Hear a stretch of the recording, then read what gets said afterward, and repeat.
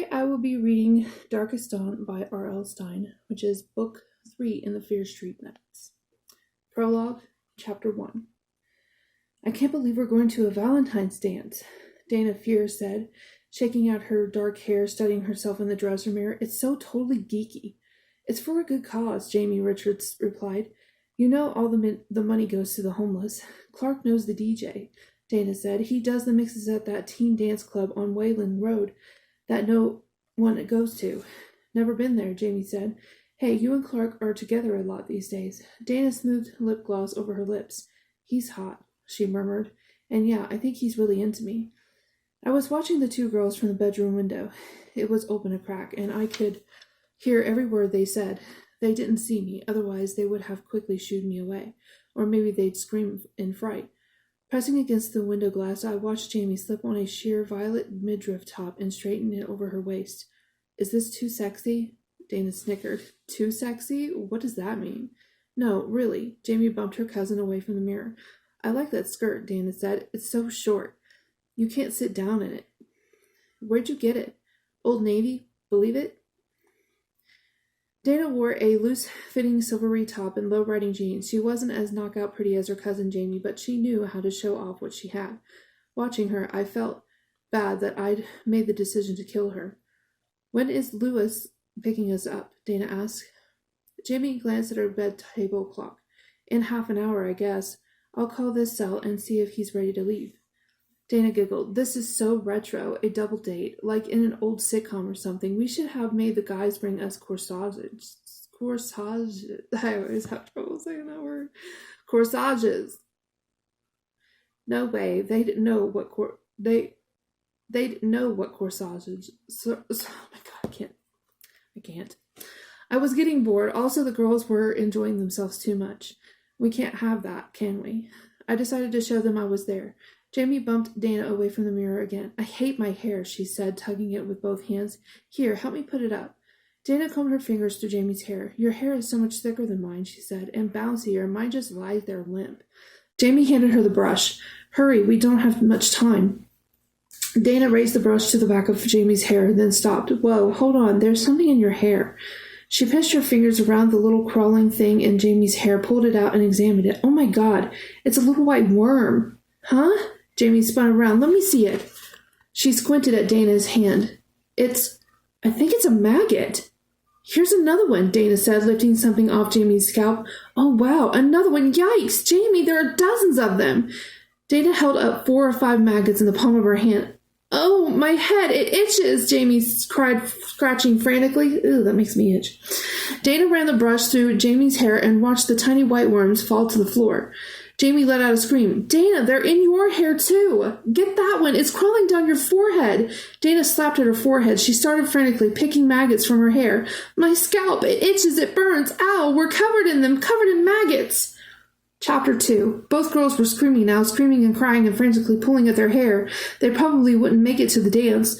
I decided it was time for me to leave. I raised my wings and took off, floating high above Jamie's house. They still hadn't seen me. If they had, they would have screamed some more. They would have recognized me, the black bird with one eye missing. And they would know that the evil lives. The evil still haunts them. At least they consider me evil. I have a different point of view. I think I'm on the side of justice. I only want what is fair. After all, they invaded my house last year. They broke into the Fear Mansion and looted it. They gleefully stole our possessions. Didn't anyone ever teach these kids that crime doesn't pay? Well, that's what I plan to do. I plan to teach them that important lesson. Dana and Jamie think they have killed the evil, burned it in the fiery kiln in Jamie's garage. They think they can relax now, but I'm here still. I'm closer to them than ever, and I have the amulet, the jeweled pendant that gives me so much power. They won't get away with their crime. I'll see to that. I'm not evil. What an ugly word that is. I desire only justice. Trying to burn us away gives me even more reason to seek my revenge, even more reason to kill them one by one. Part 1, 1 month later. Lewis, you are evil, I said. I gave him a hard shove. He grabbed my hand and pulled me down the hall. Check it out, he said, my new room.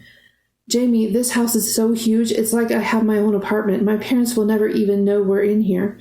You have a dirty mind, I said. I grinned at him. I like it. Shark and Nikki laughed. Dana dropped onto the black bedspread and pulled Clark down beside her. "What's up with the dark walls? Everything is black in here," she said, gazing around. Lewis smiled at me. "I was watching this cable show about famous bachelor pads," he said. "These guys all had black walls. Totally cool, right?" "But you need a mirror on the ceiling," Clark said. We all laughed. "Get up," Lewis told Dana and Clark.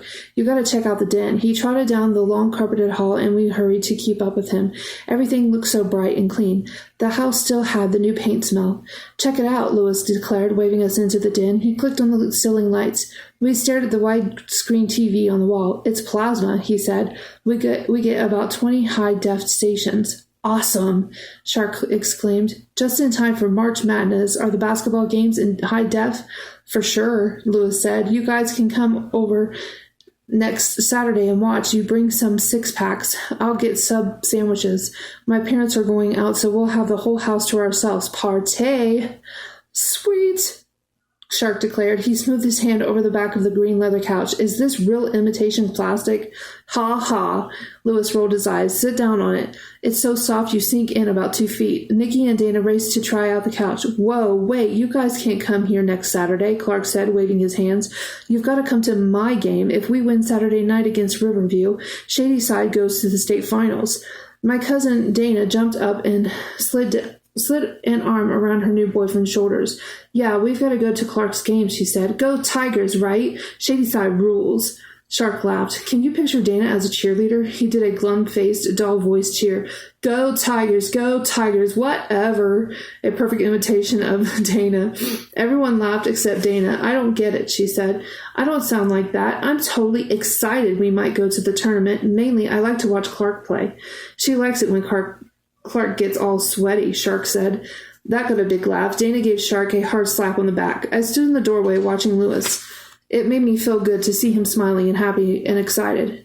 Things are going so well for Lewis. One, his parents bought this enormous new house. Two, he got early acceptance at Brown, so he didn't have to wait, biting his nails for the college acceptance letters in April.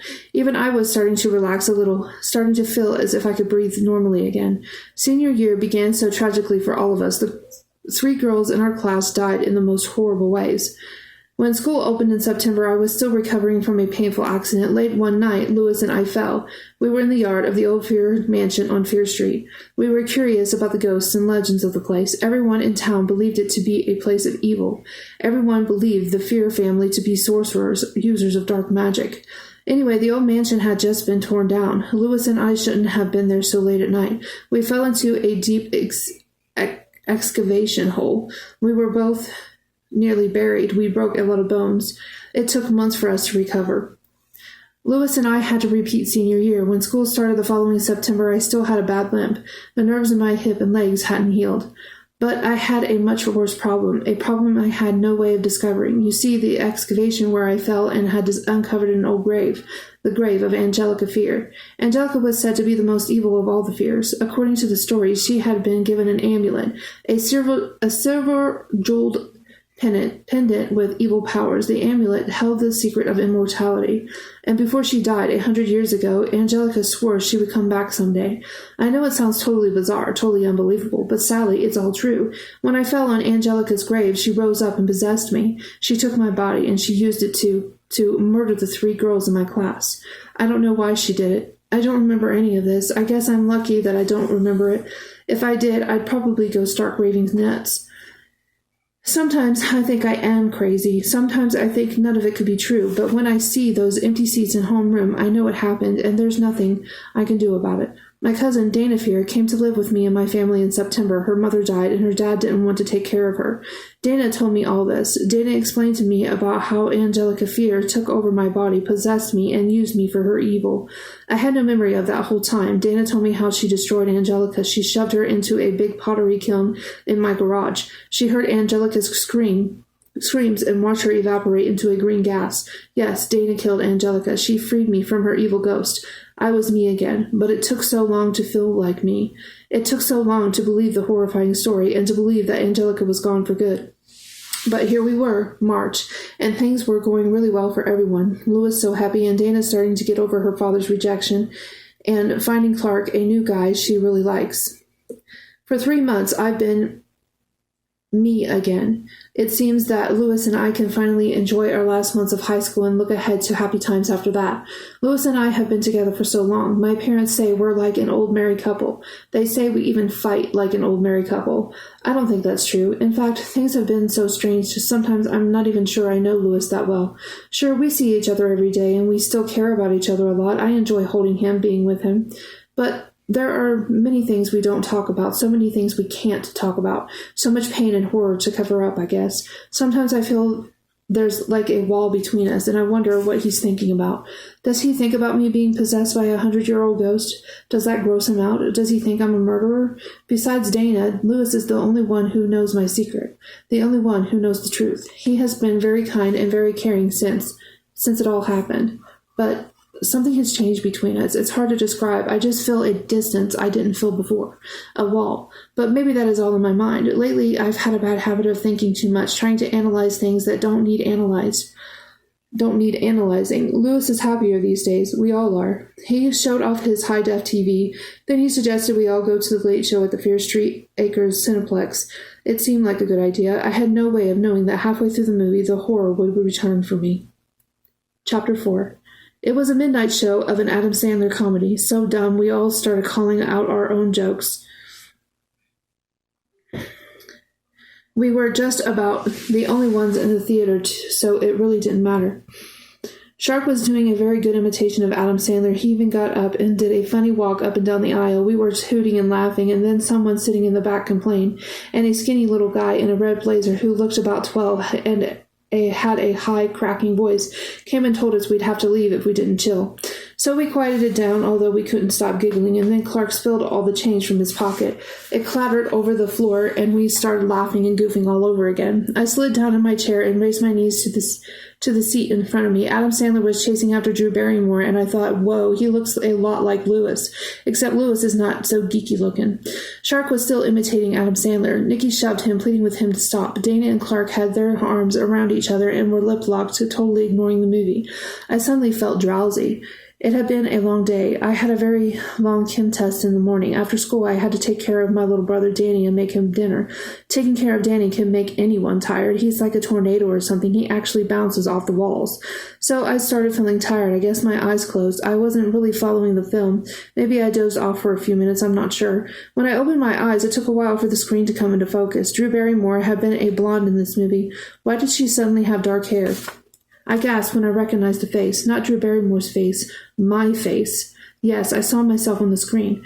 Blinking hard, I lowered my legs and pulled myself up straight. I felt a cold tingle at the back of my neck. Squinting hard, I watched Lewis walk onto the movie screen. He was wearing Adam Sandler's jeans and red checked shirt, but it was definitely Lewis, and he had a very frightened expression on his face. I raised my hands to my cheeks and stared as another figure walked into the scene. A woman. I didn't recognize her at first.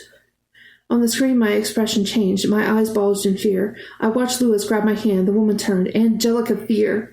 I recognized her cold, clear eyes, her eye cheekbones, the cruel, thin-lipped smile on her pretty face. She appeared solid at first, but then she faded until I could see through her, transparent now, like a movie ghost. On screen, she floated over me. My hands flew up to protect myself. I watched myself stumble back against the wall. Where were we? A house I didn't recognize. Staring in horror at the movie screen, I knew what Angelica was doing. She was trying to possess me again. She floated over me, then started to lower herself. In the movie scene, Lewis uttered a cry. He grabbed for her waist with both hands to try to pull her away from me, but his hands shot through transparent body.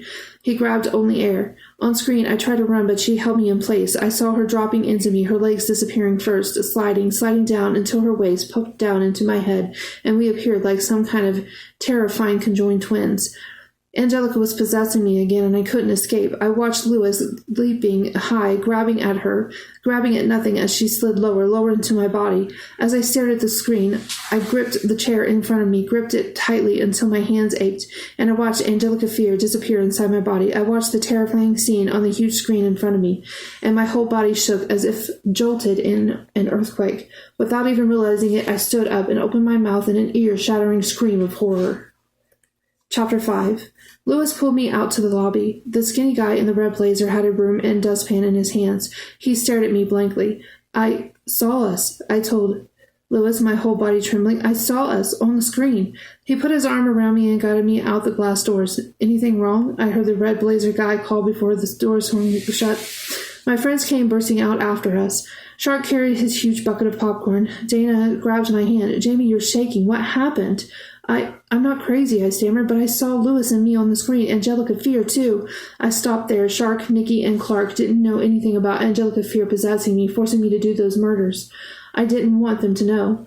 Dana squeezed my hand between both of hers. Jamie, your eyes were closed, she said. I saw you sleeping. Really, it was a dream. I shook my head. No, I was awake. I know I was. Louis had his arm around me. The others stared at me as if I were crazy. Shark stuffed a handful of popcorn into his mouth. You freaked us all out, he said, chewing. It had to be a nightmare. I didn't see you up on the screen. I've been having nightmares too, Nikki muttered. Sometimes they're like totally real, Clark said, because you remember them more than good dreams. One night I had this nightmare I couldn't jump off the floor to make a layup. My shoes were suddenly too heavy, and I just want to go home, I said, unable to shake off the feeling of terror. Sorry I ruined the movie for everyone. You didn't ruin it. Adam Sandler ruined it, Shark joked. I knew he was trying to snap me out of it, but it wasn't working. Louis offered to drive me home, but I didn't want to explain any more to him either. I kissed him on the cheek, then I said goodnight to everyone, apologized again, and hurried off with Dana to my dad's car. We drove home in silence. I stared out at the dark houses and empty yards. It was late, after midnight. My parents had gone to bed. Dana followed me into my room. Sighing, I pulled off my sneakers and dropped onto my bed. Dana slid the desk chair over and sat down. Her normally pale cheeks were flushed from the cold. Her eyes kept studying me. Feeling better? I shrugged. I feel like such a jerk, I said. Everyone was having a good time. Louis is in such a good mood. And what do? I bring everyone down. Dana smoothed a strand of wavy black hair off her forehead. They don't know what you've been through, she said softly. Do you really think it was a dream? I asked. I thought I was awake. It seemed so real. It made sense. It didn't jump all over the place like a dream. I saw your eyes closed, she replied. She frowned at me. Listen, Jamie, I know what happened to you. I was there. I saw how totally horrifying it was. I still dream about it too, you know. I didn't know that, I said. I guess. But you've got to put it behind you, Dana said. We all have to put the bad things behind us. I mean, everything is cool now. Jamie, you should be able to relax. You're totally back to normal. Look at you. You're not even limping anymore. She was right. Suddenly, about a month ago, I woke up and discovered my hip didn't hurt anymore. I could walk normally. A miracle recovery, that's what my mom called it. I wasn't sure how it had happened. I didn't want to think about it. Ever since we killed off Angelica Fear, things have been going great for everybody, Dana said. I can't believe I won the Collingsworth Prize. Now I can afford college. I'm so happy. She stood up and humped her fist in the air. I'm so happy, she repeated. I never wanted anything so much in my life. Her cheeks were still red. Her dark eyes flashed with excitement. Dana turned back to me. Things are going well for you, too. You should be able to relax now, Jamie. I know, I said, biting my bottom lip, but I can't. I know it's been 4 months since you destroyed Angelica, 4 months that I've been free of her, but... My words caught in my throat. I took a deep breath. But I keep thinking she's still around, I choked out. I just have this feeling that she's coming back to possess me again. I can't stop thinking about it, Dana sighed. The light faded in her eyes. You've got to, she said softly. You've got to put it behind you, Jamie. This is your senior year of high school. You want to enjoy the rest of it, don't you? I nodded. Of course, but... So you've got to tell yourself it's over and done. She went up in a fume of green gas. She's gone, Jamie, and she isn't coming back. I opened my mouth to reply, but I didn't get the words out. The window rattled. I saw a hand reach in from outside, a dark figure pushing against the glass. It's her! I screamed. It's Angelica Fear! Chapter 6. Dana grabbed me by the shoulders and held me. We both stood beside the bed and watched as Louis lowered himself into the room. I gasped. Why had I pictured Angelica Fear again? Louis tossed his parka on the bed and hurried over to me. Jamie, are you okay? You used to love it when I climbed the gutter up to your room. I'm sorry, I murmured. I hugged him and held on to him. She's totally obsessed, Dana said. She had her arms crossed defensively. She started to pace back and forth. She keeps seeing Angelica Fear everywhere. Louis kept his eyes on me. I don't look anything like Angelica Fear, he said. I knew he was making a joke. I forced a laugh. I can't help it, I said. I just have a feeling she isn't gone, that she's still nearby. Louis grinned. Did you look under the bed? I rolled my eyes. Ha ha. When I was little, I was terrified to go to bed at night, Lewis said, dropping into my desk chair. My mom read me a picture book called The Monster Who Lived Under the Bed, and I believed it. I believed there was a fat, ugly monster hiding under my bed. I used to scream and cry when my parents took me up to my room every night. So what happened, I asked. How did you get over it? I didn't. I still scream and cry every night. I groaned. Give me a break, Lewis. Dana laughed. I believe it. She gave him a playful shove that almost knocked him off the chair. I shivered. I believe in monsters now, I said. Real monsters. Maybe I'll worry about Angelica Fear for the rest of my life. Lewis wasn't watching me. He had his eyes lowered to the bottom shelf of my bookcase. What's that? He asked, pointing. I crossed the room to see what he was staring at. It's an old spell book, I told him. You know, the one I took from that secret room in the Fear Mansion. Dana reached down and lifted the old book from the bottom shelf. Whoa, it weighs a ton. I have an idea, Lewis said. A grin spread slowly over his face. They don't call me the Brain for nothing. They don't call you the Brain, Dana said. I've never heard anyone call you the Brain. Shut up, Lewis said. Put the spellbook down on the desk. I'm going to prove that Angelica Fear is gone. My mouth dropped open. How are you going to do that? Cast a spell? He shook his head. No, you are. Dana let out an impatient sigh. Lewis, do you have to be so mysterious? Tell us what brilliant plan you're cooking up. He raised both hands as if in surrender. Okay. His expression turned serious. Jamie, when you were possessed by Angelica, you cast spells from this book, right? I nodded. Yeah, I cast spells on Dana to make her go faint and pass out. Dana rolled her eyes. Good times. Well, go ahead, Lewis said, waving me toward the book. Try to cast that same spell on Dana right now. Whoa, wait a minute, Dana cried. This is your great idea. It sucks. Listen to me, Lewis insisted. The spell will fail, don't you see? Because Angelica is gone. She isn't here. Jamie, the only reason you could do those spells was because you were possessed by Angelica, and you had her evil amulet. Okay, I said. So she's gone. Go ahead, try the spell. It will fail because she's gone for good. I turned to Dana. Are you okay with this? She shrugged. If it will convince you. I hesitated. Too dangerous, I murmured. If it works... It can't work, Lewis insisted. Dana killed Angelica, remember? No way your spell will work. Dana walked up to the desk and opened the book. Come on, let's get it over with so I can go to bed. I can't, I said, shaking my head. I can't do that to Dana again. It really... Okay, do it to me, Lewis said, taking my hand. He pulled me in front of the open spell book. Find the spell, Jamie, and do it on me. I'm not scared because I know it won't work. You'll see. Dana and Lewis stood at my side, staring at me, urging me to do this dangerous thing. Was it a good test? I wondered. Would it help me finally relax? Maybe. Okay, I said. I began turning the crinkly yellow pages of the old book, searching for the spell. Here it is. I ran my finger down the page, squinting at the tiny type. Yes, I have a dim memory of it. This is the spell I used on Dana. Go ahead. Blast away. Let me have it, Lewis said cheerfully, much too cheerfully. He really was convinced I could no longer do spells. I hoped he was right. Dana and I pulled the black candles from the back of the closet where I had hidden them away. We placed them in a circle and lit them one by one. I lowered myself to my knees inside the circle of flickering candles. Dana handed me the spell book. Cradling it in my arms, I slowly, almost silently, began to chant the ancient words. They were nonsense syllables to me. I whispered the words, sounding them out as I read. The room hushed as I read, so quiet I could hear the tick of the grandfather clock outside my room at the end of the hall. After a few minutes of reading the ancient words, I neared the end of the spell. Squinting in the candlelight, I raised my eyes to Lewis, and let out a cry. His eyes, they were closed. His head had rolled back on his shoulders, his mouth hung open, in a trance, out cold.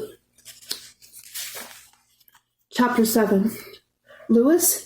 My heart skipped a beat. I grabbed him by the shoulders and started to shake him. He opened his eyes, a smile spread over his face. Gotcha, he said. Just kidding. Ooh, you jerk! I tried to slug him, but he wrapped his arms around me and hugged me. How could you do that? See, he said, still holding on to me so I couldn't hit him. Your spells don't work anymore, Jamie, so lighten up. I pushed him away gently. I guess you're right, I said. Dana bent to blow out the candles. Lewis is definitely right, she said, so try to put it in the past. We have to try to make the rest of senior year really rock. It's the last senior year we'll ever have. I laughed. I hope so. Lewis and I had our senior year last year. We never planned on doing it all over again. Just forget about that, Dana scolded. She yawned. Hey, maybe your spell did work. I'm totally wiped. I looked at her. All the color had drained from her face. She became totally pale whenever she got tired. Go get some sleep, I said. Sorry I was such a downer tonight. That's okay, she replied. You're a downer every night. We laughed. She gave Lewis and me a wave and headed up to her room in the attic. As soon as she was gone, Lewis grabbed me, pulled me to him, and kissed me.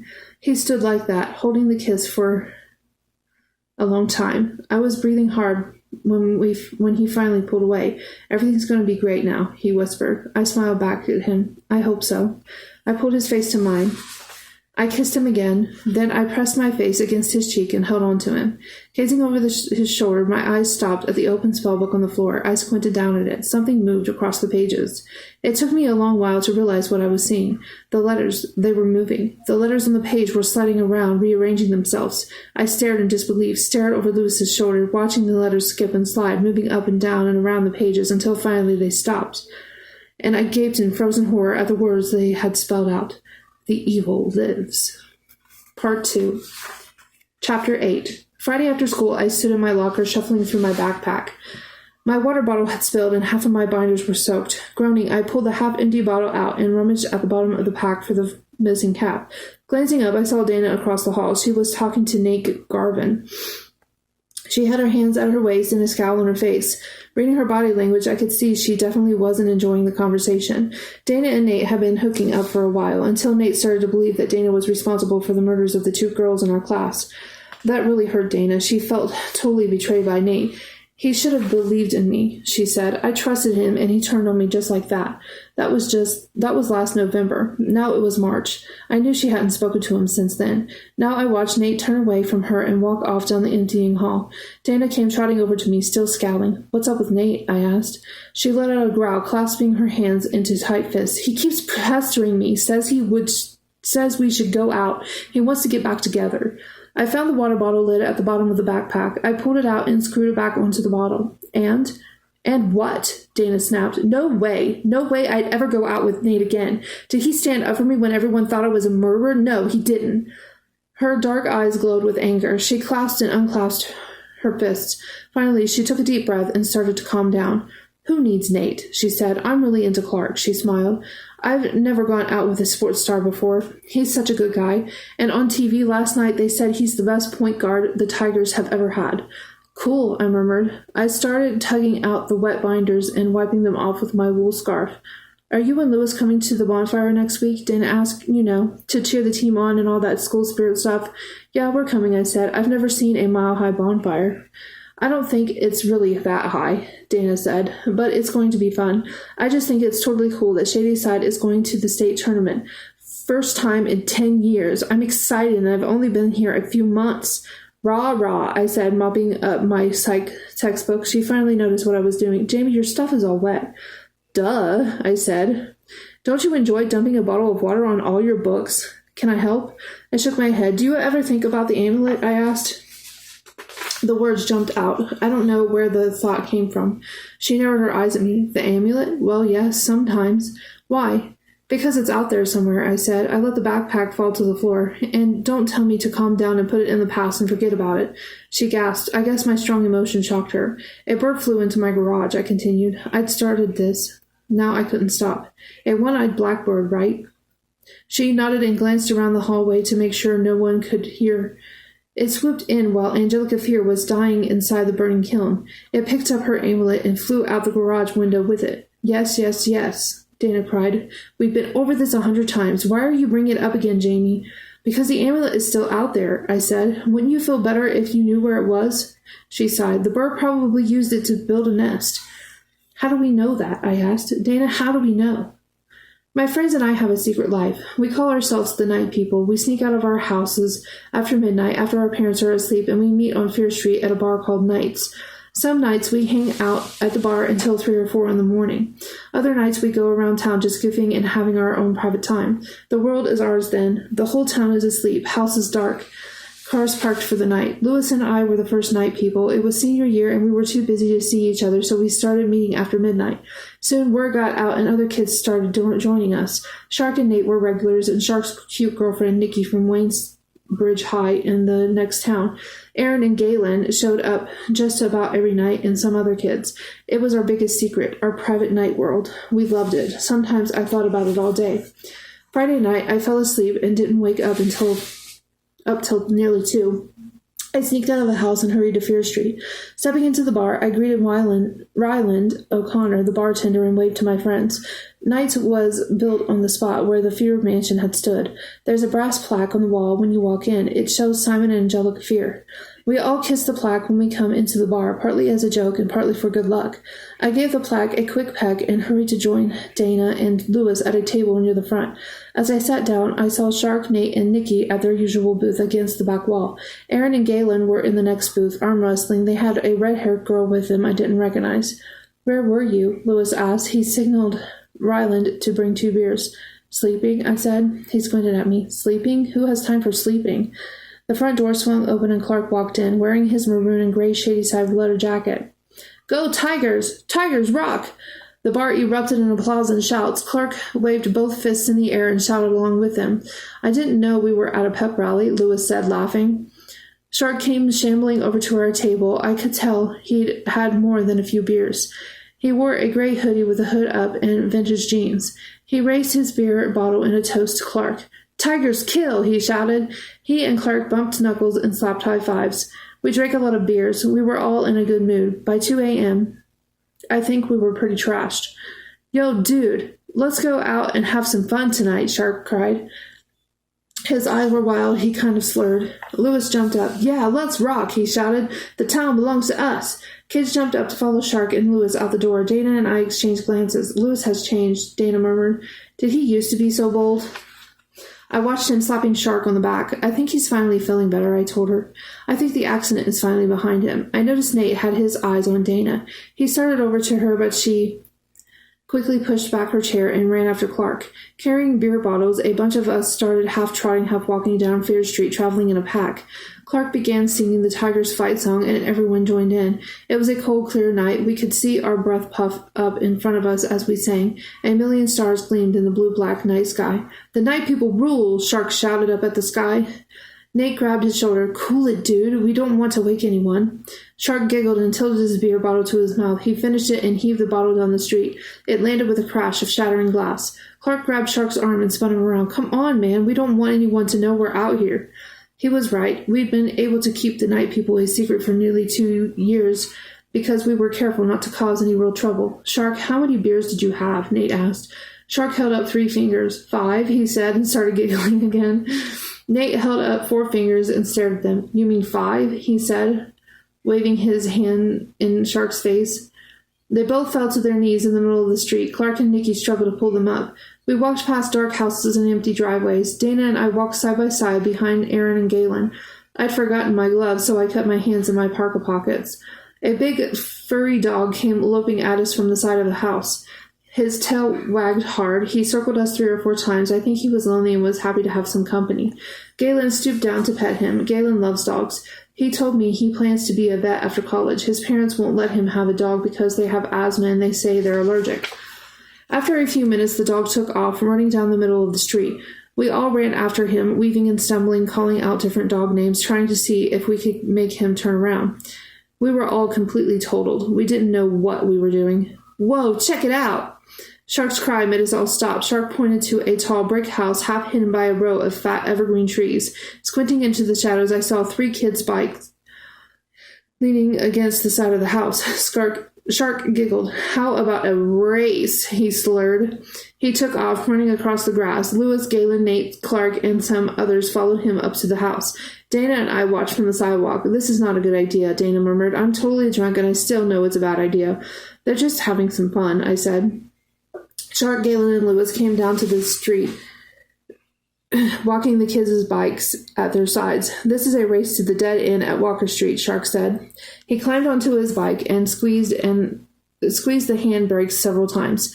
Perching on the little bike, he looked totally stupid. He grinned at Galen and Lewis. "Loser buys beers for everyone."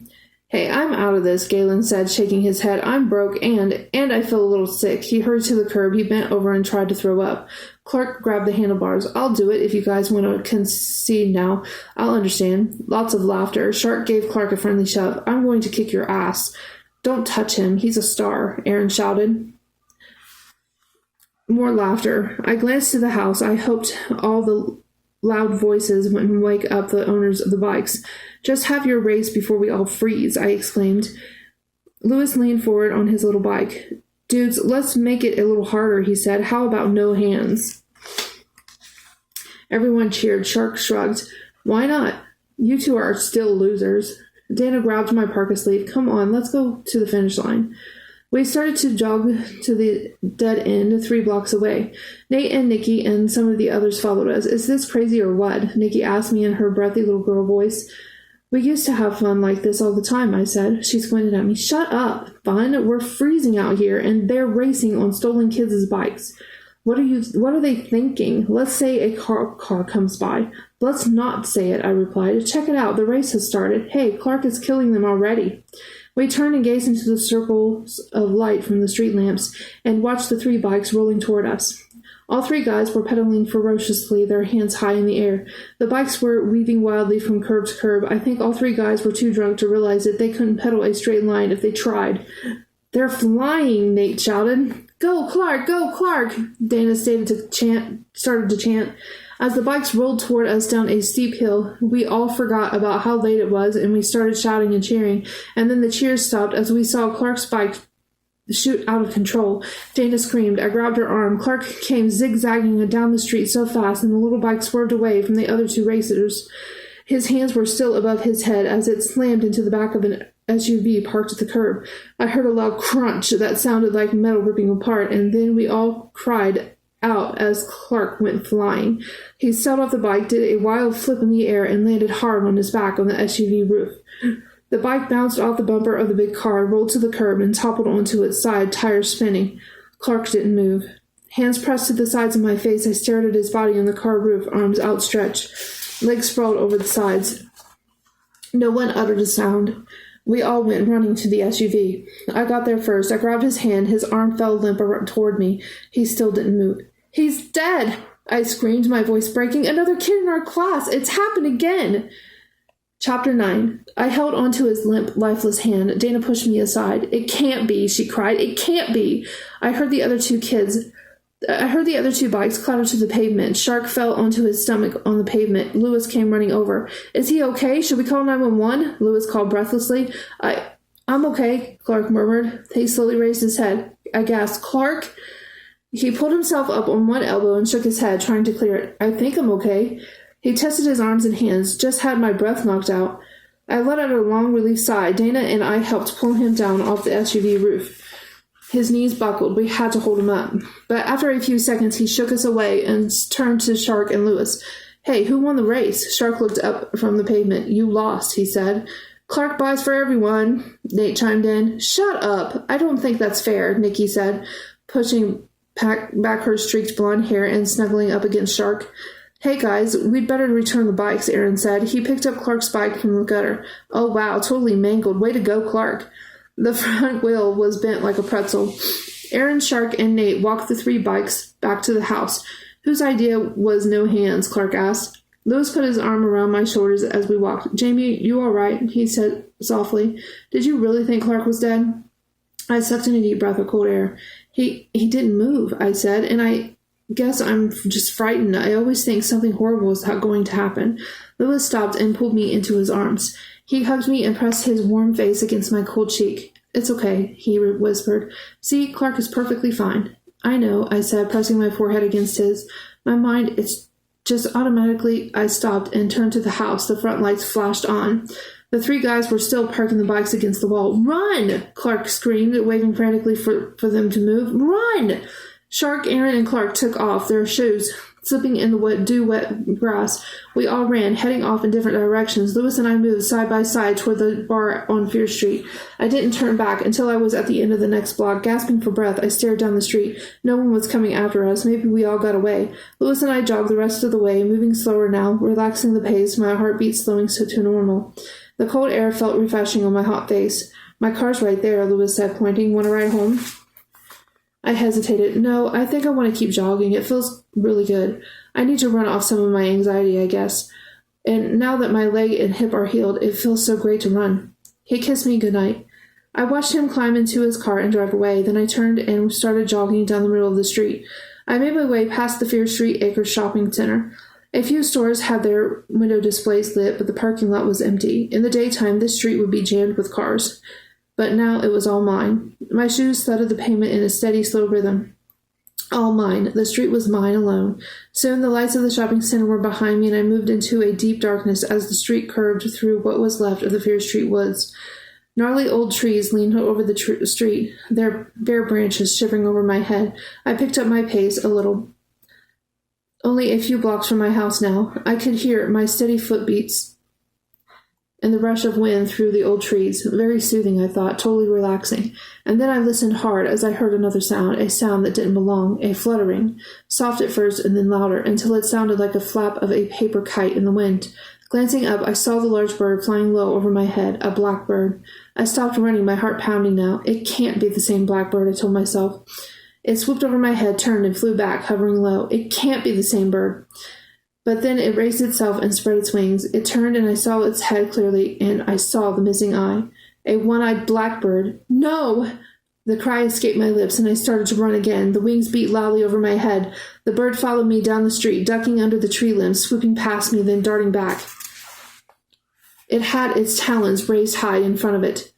Lifting its wings, it floated low, its single eye glowing with excitement. I couldn't run any farther. I turned and faced it and shook my fist in the air. Go away, I screamed. Leave me alone! Chapter 10. I guess Jamie isn't a bird lover. She certainly didn't seem glad to see me. Why did I do that? I guess for the fun of it. I wasn't really torturing her. You can't accuse me of that. I'm not quite ready to torture her, but I shall be soon. I like to keep her tense and worried. I want them all to worry. After all, they have a lot to worry about. They can have their late-night fun, sneaking out after midnight and going off on their harmless adventures. I enjoy it, too. I'm right there with them, after all. I'm always with them, and you sense it, don't you, Jamie? You sense that I'm always there with you, always watching and waiting. Well, you won't have to wait long. I can't allow the fun to continue much longer, not with the anger that burns in my heart, not with the rage that drives me to revenge. You have a lot more to fear than a swooping black bird, Jamie dear. A lot more to fear. Chapter 11. Saturday afternoon, I was in my room when Dana walked in. She had her hair tied back in a ponytail, and she wore loose-fitting gray sweats with stains on the front of the shirt. You look about 10 with your hair pulled back like that, I said. What have you been doing? Helping your mom make soup, she said, brushing off the sweatshirt. Look, carrot hands. I've been peeling carrots for an hour. So many? She laughed. Your brother kept eating them as fast as I peeled them. He's like a rabbit. Her smile faded. She stared at the book in my lap. What's that? The spell book, I said. It doesn't have an index or anything. It's impossible to find what you're looking for. She dropped down beside me on the bed. What are you looking for? Something about blackbirds, I said, gazing down at the pages of tiny type. A spell, maybe to get rid of them? Dana sighed and rolled her eyes. That blackbird took the amulet, I said, and now it's following me, watching me. That's not normal, right? Stop looking at me like that, Dana. She grabbed my arm. Jamie, you've got to stop obsessing about this. You've been in your room all day reading this book. You've got to get out of the house and stop thinking about birds and amulets and magic. She jumped up. Come on, let's go out. There's a big flea market in the parking lot at school. Let me get changed, and then we'll go check it out. Maybe we'll find some cool vintage stuff. I folded down a page to mark my place. My mind was still in the book. I memorized a spell, I told her. I think I could use it to summon an angelic fear. Dana groaned. No, really, I insisted, I think. Are you crazy? Dana cried. Why on earth would you want to call her back? To confront her, I said, to find out the truth, so I can know for sure about the amulet and to make sure she isn't coming back to possess me again. Dana shook her head. I can't take this anymore. Jamie, why don't you worry about college rejections instead, or worry about world hunger or something? She closed the spell book, slid it off my lap, and pulled me to my feet. Come on, we're going to the flea market. We're going to look at old clothes and stuff. We're going to gossip about kids at school, and we're not going to think about anything serious. I laughed. Sounds like a plan. It was a windy, gray afternoon, but the flea market was jammed with people. I saw a few kids from school, and I recognized a lot of parents. The big canvas banner announcing the flea market was flapping in the gusts of wind and seemed about to fly off the fence. A rack of vintage jeans had blown over, and two people were struggling to stand it up again. One side of the parking lot was lined with food stalls. I saw a cotton candy booth and a booth selling snow cones and ice cream. We started past a booth where they were grilling up hot dogs and sausages. I took a deep breath, inhaling the tangy aroma, and realized I hadn't eaten all day. So Dana and I stopped for a hot dog and a Diet Coke. We watched a large woman in a ratty fur coat leaning over a table, pawing furiously through a pile of wool sweaters. Two little kids ran by, chasing each other. The little girl had a red helium balloon floating on a string, and the boy kept trying to pull it down. I swallowed the last of the hot dog. I downed it in about 5 seconds, and I immediately wanted 3 more, but I've got to watch my perfect figure, right? Dana and I waved to 2 cheerleaders we knew. They were helping out at a thrift shop charity table. We started wandering through the aisles, checking out the stuff. Dana held up a sheet of fake tattoos, mostly snakes and red and blue flowers and stars. Do I need this? No, I said, but she bought it anyway and stuffed it into her bag. You can never have enough tattoos, she said, pulling me to the next table. We talked about Marcy Highland at school, who got a real tattoo on her back just above her butt, Chinese letters in black. She says she doesn't know what they say. She was totally trashed when she got it. Now she's afraid to wear low-riding jeans around the house because she hasn't had the nerve to tell her parents about the tattoo. I stopped at the next table and bought some white athletic socks, 4 pairs for $5. Exciting, right? We ran into some of Clark's friends from the basketball team. They were on their way to a practice in the gym. We talked about the bonfire pep rally next weekend. They said they were tense, tired of waiting for the game with Riverside. They wished the tournament started today. They teased Dana about ruining Clark's concentration, taking his mind off the game. You're kidding, right? Dana shot back. Nothing can take his mind off the game. Believe me, I've tried. Big laughs. The guys jogged off to the gym. Dana and I moved down the row of tables. The wind picked up, and I felt a few cold raindrops on my forehead. Hey, maybe we could get out of here, I said, glancing up at the darkening sky. Some of the booth people started to cover their tables with plastic. A mother ran down the aisle, frantically calling her kids. Let's just check out this jewelry, Dana said, tugging me over to some glass display cases. I bent down and squinted at the jewel brooches and necklaces in one case. It's all old, I said. How do you feel about emeralds? Dana laughed. I'm for them. I moved to the next case, silver and gold bracelets lined up nearly in 2 rows. Nice, I murmured. Then I stopped and stared. My breath caught in my throat. I leaned closer at the glass. Oh, wow, I don't believe it, I cried.